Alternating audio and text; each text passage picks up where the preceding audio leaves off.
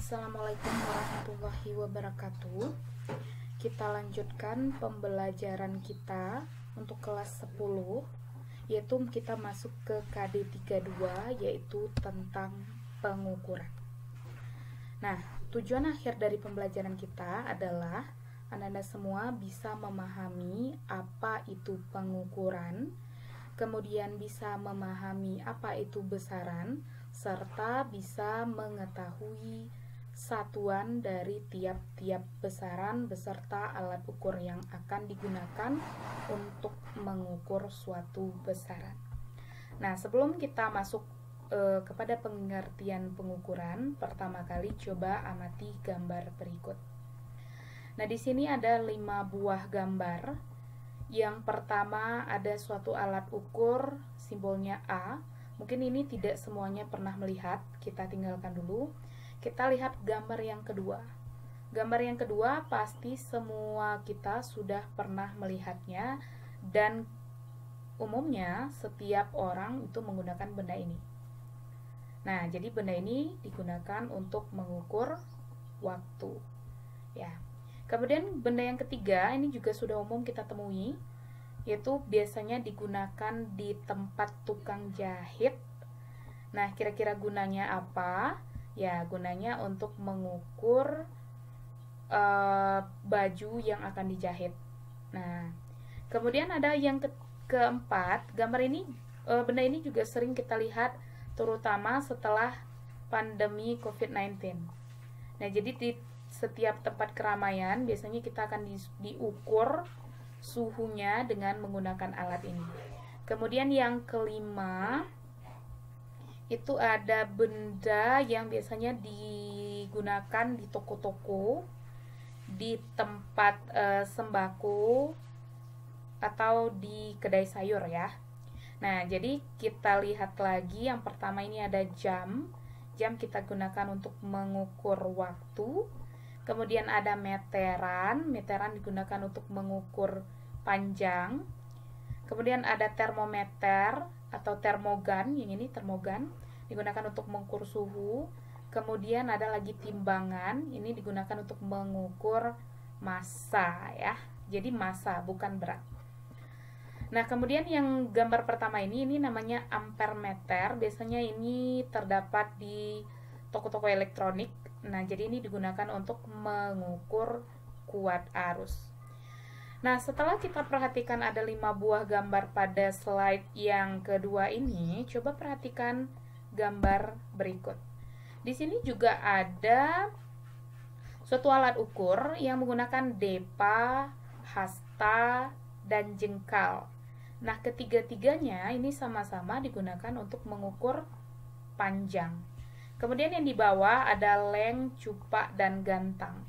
Ketiga-tiganya sama-sama digunakan untuk biasanya mengukur volume beras ya. Nah, kira-kira apa perbedaan dari alat ukur pada slide kedua dengan alat ukur pada slide ketiga? Nah, misal di meteran itu satuannya biasanya tinggi badan 155 cm atau 1,55 meter. Dinyatakannya dalam satuan meter ataupun sentimeter. Sedangkan di sini ukurannya tidak dinyatakan dalam sentimeter atau meter, tetapi dalam depa, hasta, dan jengkal. Nah, kira-kira apa yang membedakan kedua alat ukur ini? Nah, jadi di sini agar setiap pengukuran itu mendapatkan hasil yang sama, maka harus digunakan alat ukur yang sama serta satuannya yang sama. Misal, agar pengukuran yang dilakukan oleh seseorang yang berada di Indonesia sama hasilnya dengan pengukuran yang dilakukan oleh seseorang yang berada di luar negeri, misalnya di Amerika, maka kedua orang ini harus menggunakan alat ukur yang sama dengan satuan yang sama. Nah, misalnya kita akan mengukur panjang buku. Di Indonesia kita gunakan penggaris. Kemudian di Amerika juga digunakan penggaris. Satuannya sama-sama dinyatakan misalnya dalam sentimeter.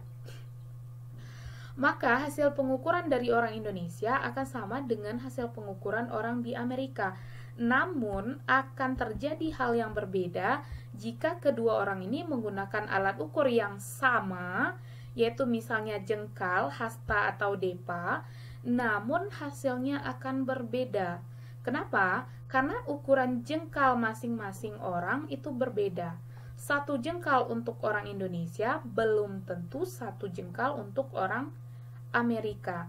Nah, jadi agar pengukuran yang didapatkan itu sama di setiap bagian di seluruh dunia, maka kita gunakan alat ukur yang sama dengan satuan yang sama pula. Nah, jadi inilah yang namanya besaran dan satuan. Kemudian ada lagi kalau kita mengukur panjang, misalnya panjang suatu buku, itu kita namanya melakukan pengukuran. Nah, apa itu pengukuran yang sudah Ibu sebutkan? Kemudian ada lagi besaran, kemudian ada lagi satuan. Nah, jadi pengukuran ini adalah merupakan kegiatan mengukur. Mengukur itu maksudnya menilai keadaan suatu benda dengan menggunakan besaran yang tepat, alat ukur yang tepat, dan satuan yang tepat. Contoh, kita mau mengukur panjang lemari misalnya. Apakah kita bisa menggunakan jam? Apakah kita bisa menggunakan termometer atau termogan? Apakah kita bisa menggunakan timbangan atau ampermeter? Jawabannya tidak. Kita harus menggunakan meteran. Jadi itu namanya mengukur, menggunakan alat ukur yang tepat. Kemudian satuannya juga harus tepat. Misalnya kita mengukur panjang lemari, kita nyatakan dalam 5 menit. Apakah itu tepat? Jawabannya tidak. Nah, jadi kita akan melihat apa itu pengukuran, apa itu besaran, dan apa itu satuan. Nah, jadi pengukuran ini, kita ulang lagi, pengukuran adalah suatu kegiatan menilai besaran suatu benda menggunakan alat ukur yang tepat dan satuan yang tepat. Nah, kita lihat yang pertama dulu, besaran. Jadi, mengukur tadi adalah menilai besaran suatu benda. Sebenarnya apa itu yang dimaksud dengan besaran? Nah, jadi besaran adalah segala sesuatu yang dapat diukur dan dapat dinyatakan dengan angka. Contoh, panjang lemari adalah 5 meter. Nah, jadi panjangnya ini bisa diukur, kemudian dapat dinyatakan dengan angka. Angkanya berapa? 5 meter. Bisa diukur dengan menggunakan alat ukur misalnya meteran. Berarti panjang lemari termasuk besaran. Tapi akan beda hasilnya dengan besaran dengan suatu keadaan, misalnya lemari itu bagus. Nah, apakah bagus atau tidaknya lemari bisa diukur? Bisa ada alat ukurnya? Tidak. Bisa diukur? Tidak. Beda orang, beda pendapat. Kemudian apakah bagus atau tidaknya lemari bisa dinyatakan dengan angka? Tidak. Misalnya tampilannya ya. Tampilannya misalnya lemari itu bagus. Apakah bisa dinyatakan dengan angka? Tidak. Berarti bagus atau tidaknya lemari dari tampilannya itu bukan merupakan besaran. Nah, besaran ini ada dua. Yang pertama berdasarkan satuan, yang kedua berdasarkan nilai dan arah. Nah, berdasarkan satuan ada besaran pokok dan besaran turunan, sedangkan berdasarkan nilai dan arah ada besaran skalar, ada besaran vektor. Nah, tadi kita sudah menyinggung tentang satuan. Sebenarnya apa ini satuan? Ya, satuan ini adalah cara untuk menyatakan suatu besaran. Misalnya tadi, panjang lemari 5 meter. Nah, meter itu adalah cara kita menyatakan besaran dari panjang lemari yang bernilai 5. Jadi misalnya kita mengatakan panjang lemari 5. 5 apa? Nah, tentu harus dinyatakan secara jelas. Nah, itu yang namanya satuan. Kemudian satuan ini harus dinyatakan dengan satuan yang tepat. Jadi misalnya tadi panjang lemari 5 kilogram. Itu salah. Karena untuk ukuran panjang itu dinyatakan dengan satuan meter, kilometer, sentimeter, dan sebagainya. Nah, ini yang akan kita pelajari. Nah, tadi berdasarkan satuannya, itu besaran ada dua, ada besaran pokok dan ada besaran turunan. Nah, jadi besaran pokok ini ada 7, ini tolong diingat selalu 7 besaran pokok dalam fisika. Nah, besaran pokok ini artinya adalah besaran yang berdiri sendiri, yang kita dapat itu tidak merupakan gabungan dari besaran-besaran lain.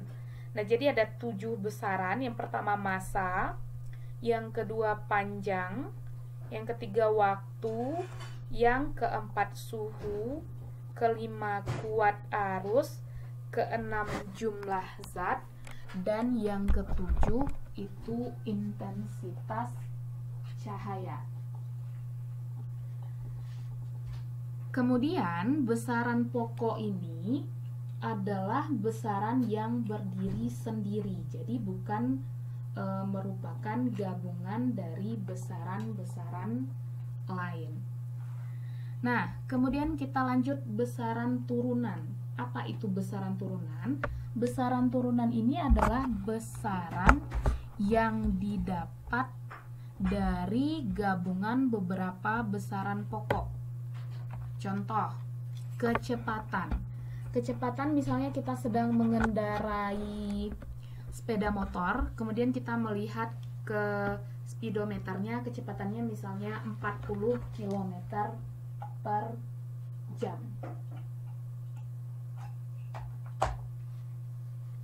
40 km per jam ini kan ada dua satuan, yang pertama kilometer, yang kedua jam. Nah, jadi artinya kecepatan ini tidak hanya dibentuk oleh satu besaran saja, tetapi ada dua, ada kilometer, ada jam. Berarti ada besaran panjang dan besaran waktu. Kemudian percepatan, volume, momentum, gaya, massa jenis, dan lain-lain. Jadi semua besaran dalam fisika di luar 7 besaran tadi itu disebut dengan besaran turunan. Nah, kemudian berdasarkan nilai dan arah itu ada besaran skalar, besaran yang hanya memiliki nilai, contohnya massanya 5 kg. Arahnya kemana? Tidak ada. Suhunya 27 derajat Celcius. Apakah suhu punya arah? Tidak. Jaraknya 5 meter. Ada arahnya? Tidak. Panjangnya 10 meter. Panjang itu juga tidak memiliki arah. Nah, yang kedua ada besaran vektor. Besaran vektor ini adalah besaran yang punya nilai, juga punya arah. Contoh, gaya. Nah, gaya ini adalah besaran yang punya nilai dan punya arah. Contohnya gaya gravitasi. Gaya gravitasi adalah gaya tarik bumi. Kemana arahnya? Arahnya selalu menuju pusat bumi. Artinya dia punya nilai, dia punya arah. Atau percepatan gravitasi bumi. Percepatan gravitasi bumi 10 meter per sekon kuadrat. Arahnya kemana? Arahnya ke bawah menuju pusat bumi. Nah, jadi gaya, percepatan, momentum ini akan kita pelajari pada bab berikutnya.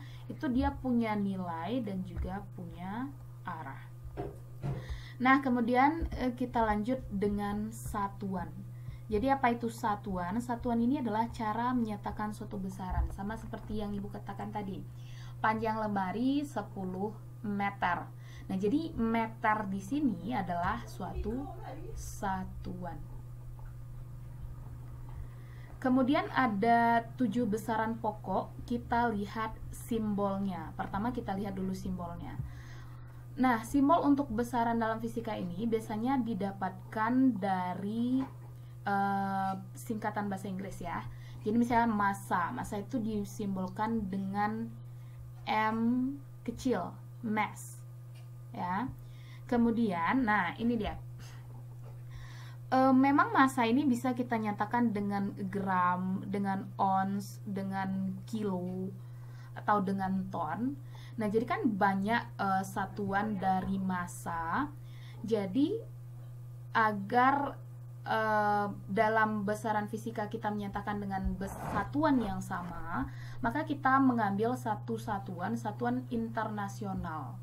Nah, jadi bukan berarti misalnya ons itu bukan satuan yang berlaku secara umum di seluruh dunia misalnya, tetapi untuk perhitungannya kita gunakan satu satuan yang sama, namanya satu satuan internasional.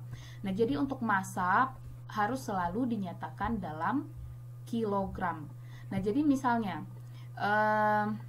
di Indonesia seseorang mengukur massa sebuah batu misalnya 1000 gram. Kemudian di luar negeri seseorang juga menimbang massa batu sebesar 1 kilogram.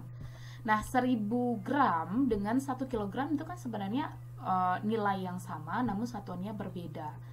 Nah, untuk menyatakannya digunakan satu kesepakatan yang berlaku secara internasional, yaitu dalam kilogram.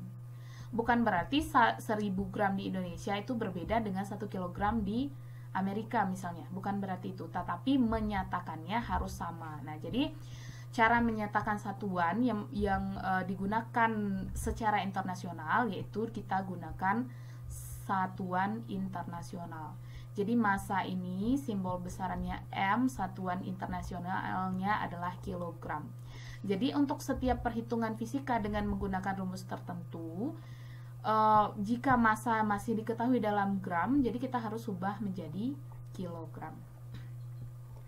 Kemudian panjang ini didapatkan dari length, simbolnya L, satuannya meter.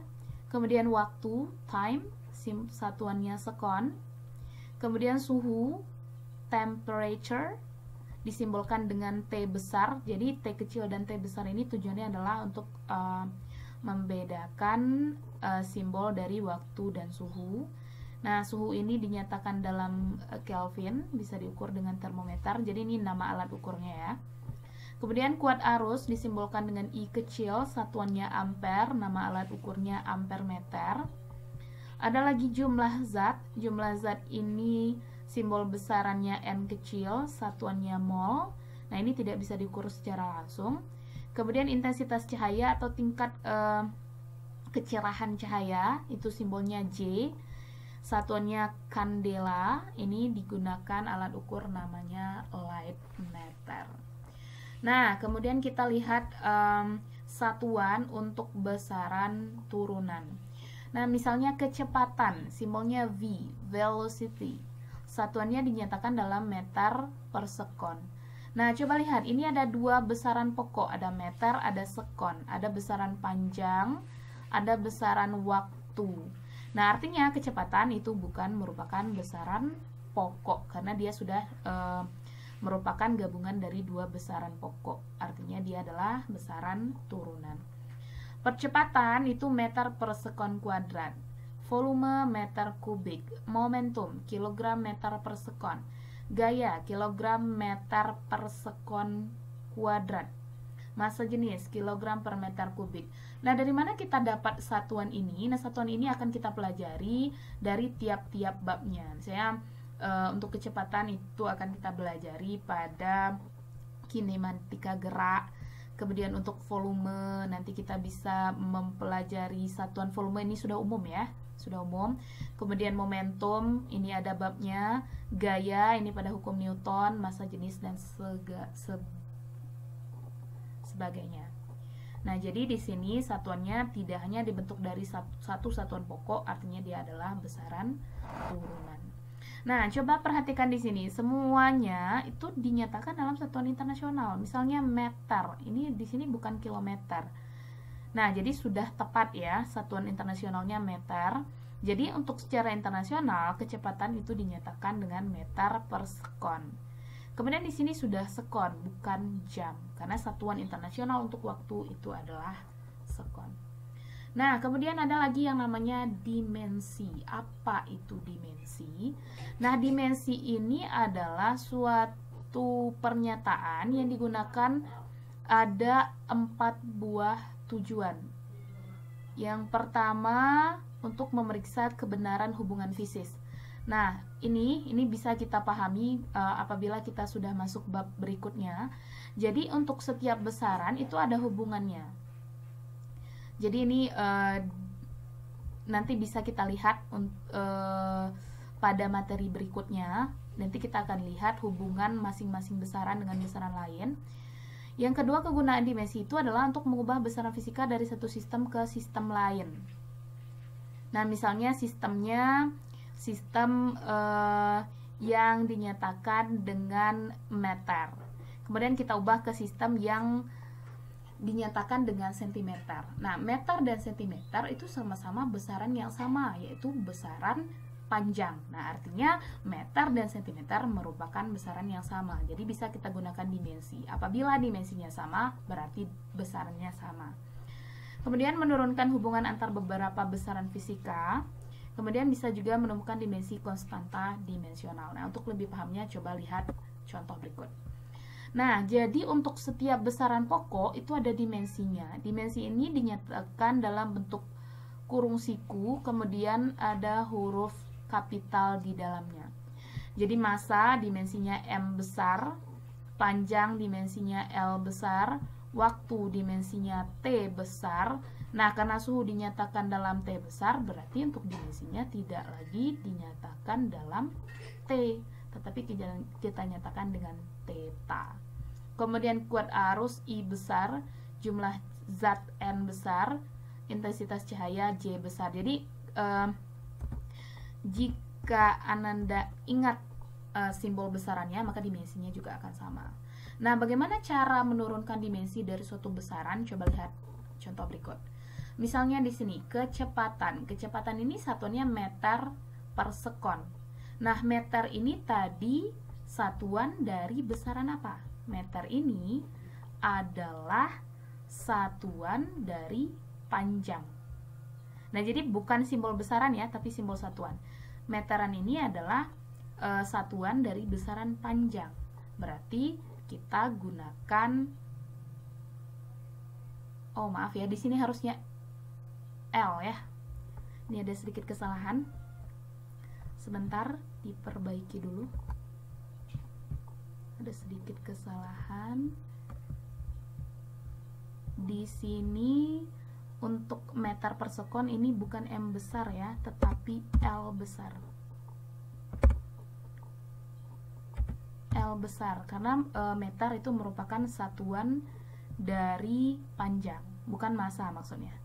Nah, kemudian di sini juga harusnya L.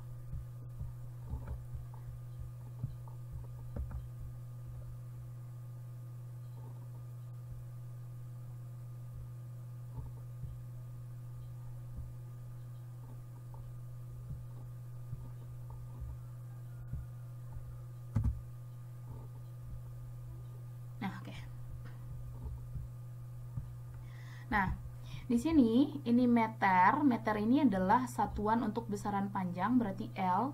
Kemudian S sekon itu adalah satuan untuk besaran waktu, berarti T besar. Nah, untuk dimensi ini tidak boleh kita gunakan pakai per. Jadi biasanya dia hanya hanya di bagian pembilang. Jadi di penyebut tidak kita gunakan. Nah, bagaimana agar bagian penyebut bisa berubah jadi bagian pembilang? Berarti pangkatnya harus kita ganti. Nah, jadi di sini nih meter. Meter itu adalah dimensi dari panjang L. Sekon adalah dimensi dari waktu. Nah, jadi agar T-nya ini naik ke atas, berarti pangkatnya negatif. Ingat, pangkat akan berubah jika tempatnya berubah. Jadi misalnya dari pembilang ke penyebut, dari penyebut ke pembilang, itu bisa kita bolak-balikkan dengan syarat pangkatnya harus diubah. Kemudian percepatan. Percepatan ini satuannya meter per sekon kuadrat. Nah, meter tadi itu merupakan satuan dari besaran panjang. Panjang dimensinya L besar. Kemudian waktu itu merupakan satuan dari besaran sekon merupakan satuan dari besaran waktu. Waktu tadi T kuadrat. T kuadrat kalau kita naikkan ke atas jadinya T pangkat minus 2. Kemudian volume. Volume biasanya dinyatakan dalam meter kubik. Ingat ya, meter itu adalah dimensi panjang, berarti L. Kemudian momentum. Momentum ini satuannya kilogram meter per sekon. Kilogram ini merupakan dimensi dari massa. Massa M besar. Meter. Meter ini adalah satuan dari panjang, berarti dimensinya L. Kemudian sekon adalah waktu. Nah, M, L, T. T-nya di bawah kita naikkan ke atas jadi T-1. Kemudian gaya. Gaya ini satuannya kilogram meter per sekon kuadrat. Nah, untuk satuannya ini sudah ada ketetapannya ya. Jadi seiring pembelajaran maka kita akan ingat satuan dari masing-masing besaran ini. Gaya kilogram meter per sekon kuadrat. Kilogram massa berarti M besar, meter itu panjang berarti L, sekon itu T berarti MLT, T kuadrat naik ke atas jadi T-2. Kemudian massa jenis kilogram per meter kubik. Kilogram itu untuk massa, meter kubik itu untuk panjang, pangkat 3 naik ke atas jadi -3. Nah, ini adalah pembahasan kita pada hari ini. Mungkin kalau ada yang masih belum paham bisa ditanyakan langsung ke Ibu. Nanti kita di akhir pembelajaran akan ada latihan soal. Mudah-mudahan dengan latihan soal itu akan bertambah pemahamannya. Jadi demikian pembelajaran kita pada hari ini. Assalamualaikum warahmatullahi wabarakatuh.